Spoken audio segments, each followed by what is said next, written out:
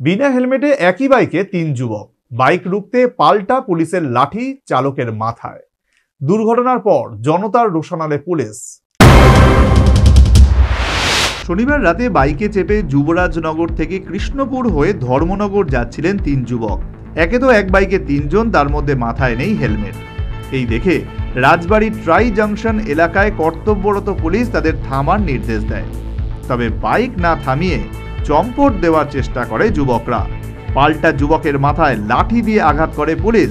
তৎক্ষণাৎ বাইক থেকে পড়ে যান 2 আরোহী। বাইক নিয়ে চম্পট দেয় বাইক চালক, গুরুতর আহত 2 জন। দেখতে পেয়ে ছুটে আসেন প্রত্যক্ষদর্শীরা। তাদের রোষানলে পড়ে পুলিশ। জনতার উত্তাপ বুঝে আহতদের হাসপাতালে নিয়ে যান পুলিশ কর্মীরাই।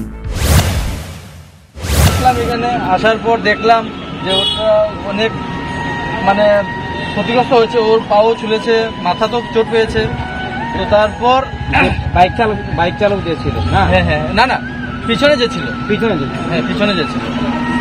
আর আমরা পুলিশকে বললাম যে আপনারা ঠিক আছে, আপনার আইনগতভাবে ঠিক আছে, আপনার ধরতে স্বাভাবিক, হেলমেট নেই না ছাড়া যে হেলমেট ছাড়া চলা সবার জন্যই ক্ষতিকারক। অ্যাক্সিডেন্টের জন্য ওরা ভালো কাজ করছে, কিন্তু এটা না যে ওরা এভাবে মেরে ধরে আটকাবে।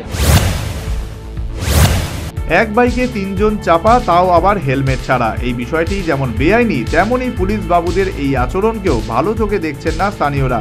তাদের মন্তব্য, অপরাধ রুখতে পুলিশ নিজেও অপরাধে জড়াতে পারে না, এভাবে আঘাত করার অধিকার নেই পুলিশের। Bureau report, news vanguard.